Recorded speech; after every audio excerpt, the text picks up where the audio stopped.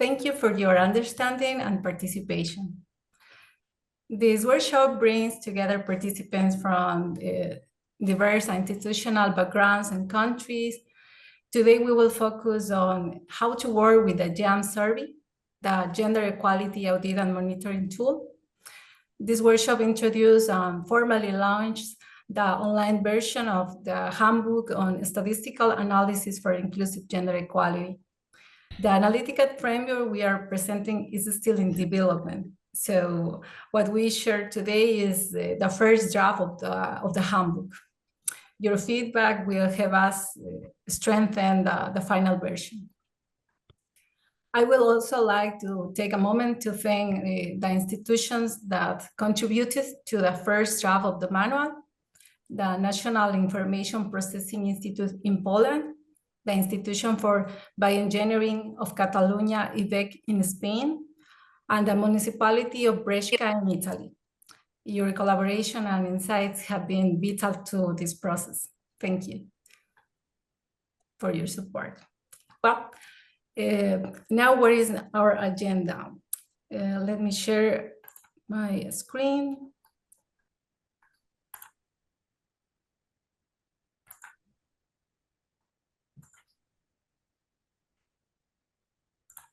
One moment, please. Okay. We'll begin with an introduction to the GEAM tool and the handbook. Then we'll move into part one, which introduces the statistical tools used to analyze gender gaps. In part two, we'll explore how GEAM data can support gender equality plans. We'll conclude with an open discussion, followed by final reflection and next steps. Before to start, just a few quick guidelines to ensure a good experience for everyone. Please keep your microphone muted unless invited to speak. Use the chat function to post questions during the presentation. If time allows, we will open the floor for questions after each part. Be respectful and inclusive in your contribution. And well, we hope this session be practical and relevant for your daily work, whether you are involved in research, policy, data analysis, or institutional planning. We hope this workshop gives you tools you can apply in your own context. So with that, thank you again for being here. Let's begin with our first session. I will stop sharing my screen. George, the floor is yours. Let me share your presentation.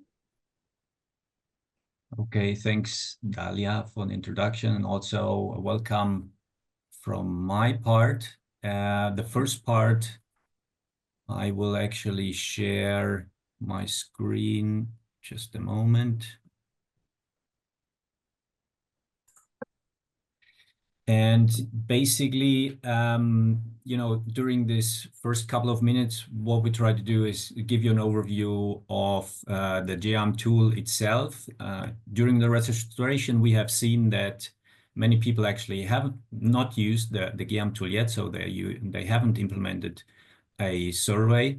And we thought, you know, it might be just a good idea to give you some background on what this tool actually is, what it can do, because later on in the second part, in the main part of the session today, it's all about how you actually can work with the data coming from the survey. So, you know, to give you some background. So the GEAM, basically in a nutshell, it's comes from the idea that many equality practitioners working in universities or research performing organizations don't necessarily have a background in social science, and it's difficult to make a questionnaire and a survey that really produces high quality data, because that's not an easy task, and often the wheel gets reinvented. So we thought, when we started the ACT project, to develop such a framework which would ease this task. And it's an open framework. It's a questionnaire that can be adapted to the organization. And the main objective is really to collect high quality comparable data as well on the main topics and issues such as work-life balance or microaggressions that are related to gender equality in organizations. We've had quite a long trajectory now already with the GEAM. So more than 50 organizations have used this, some in part really then to monitor and design and monitor the gender equality plans. Okay, so why should you use the GEAM? I mean, there are like two types of data you usually use when thinking about gender equality or designing a gender equality plan. One is the administrative data, so records from human resources, which have the advantage that they are centralized and reliable. Think about information on type of contracts. But the disadvantage of this is that it's only partial because it doesn't allow you to assess really the experiences that people have in your organization, experiences related to discrimination, microaggressions, or it might even be that data is not accessible from human resources on salaries. So you can use also the GEAM questionnaire to ask people directly. Usually, of course, the disadvantage is that not everybody responds. So you will have a sample more or less biased among your employees. And then you basically, but it gives you a first approximation of many of these things that are relevant in this area. So as I said, the GEAM provides insights on individual experiences of employees or students on discriminations. So it tells you also something about the awareness of, for example, if you have parental leave policies in your organization, the perceptions of the working environment, the working culture. It also collects data on factual working conditions, so the type of contracts people are on, for example, and then it collects many sociodemographic data that might be missing from your administrative data because due to legal issues, that this can't be collected if it's not through a self-identification survey like the GEAM. So you have then their age, gender, sexual orientation, disability or chronic health issues, all this type of sociodemographic data that also enables you then to do actually an intersectional analysis of the main issues inside your organization. There are now two versions of the GEAM. There's the GEAM employee version 3, which targets mainly academic, but also administrative and all types of staff in a university or research performing organization. And on the other hand, now during the Inspire project, we have developed a version for students, adapting some of the content of the GEAM employee, specifically focusing on student experiences. So what does it contain? There are basically 4 big sections in the GEAM survey. One is about sociodemographics, and you have here a list of all the dimensions that are captured. Then there is a section on working conditions, which includes, the positions that people have, their pay, type of contract, experiences with recruitment and promotion, training opportunities, and then, of course, also care responsibilities that respondents have, work-life balance issues, job satisfaction. And in the third version of the GEAM, we've also included section on flexible working condition due to the COVID experience, basically. Then we have an organizational culture and climate section where we ask about, the working culture, how resources are distributed, how strong the awareness of gender inequalities is inside the organization. And finally, there's a section on microaggressions, bullying, sexual harassment, and the reporting and institutional responses. where we incorporated in the version 3 insights also from the UNICEF project. You know, there was a dedicated project on this topic, and we have revised this section along these lines. Then there's also the student component. As you can see, you know, working conditions don't make much sense for students, so we adapted this on the student situation and the educational experience, basically. But maintaining then the section on microaggressions, bullying, sexual harassment, and reporting, this is pretty much the same.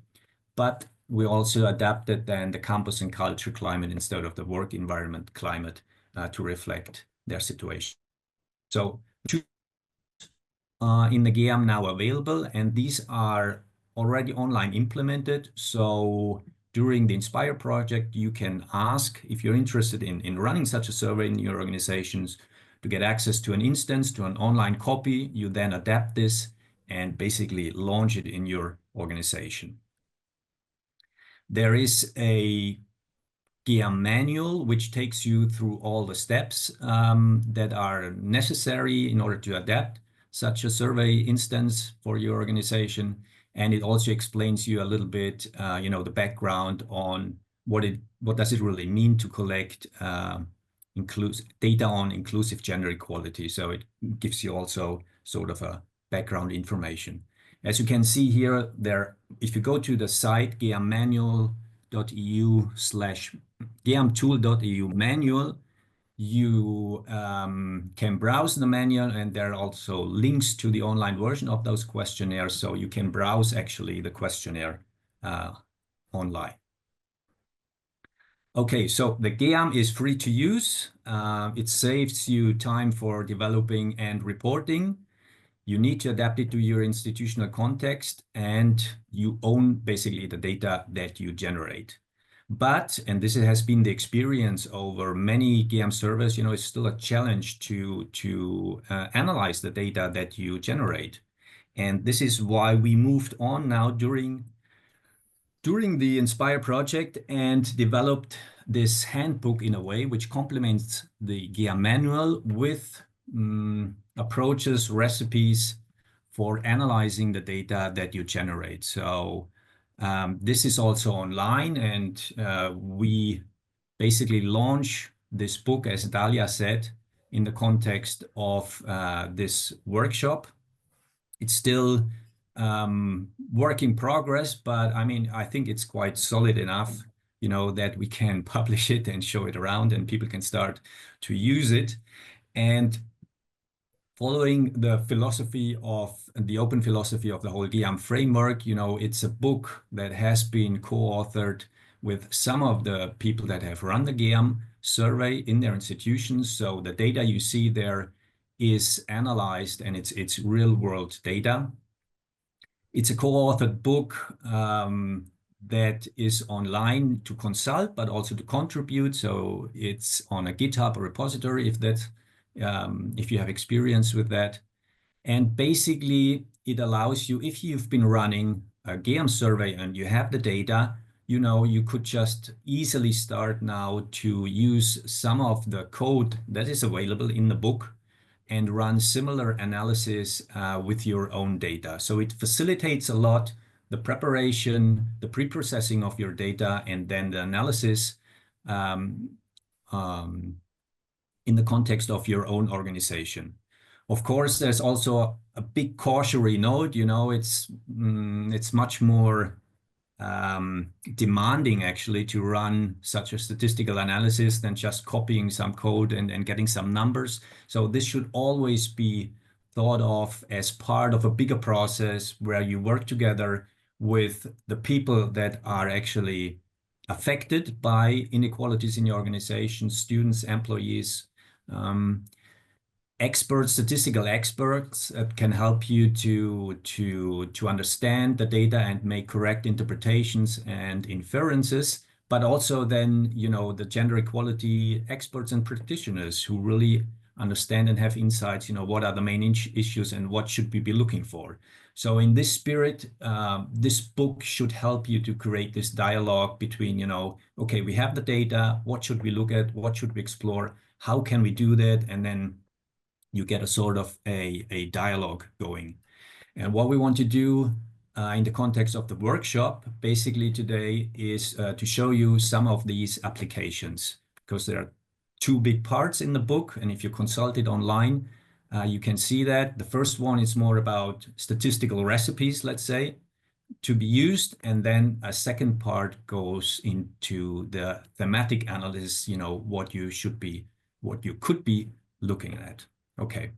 So that's a quick recap of what's the GEAM and what we've done further on in this direction with this handbook.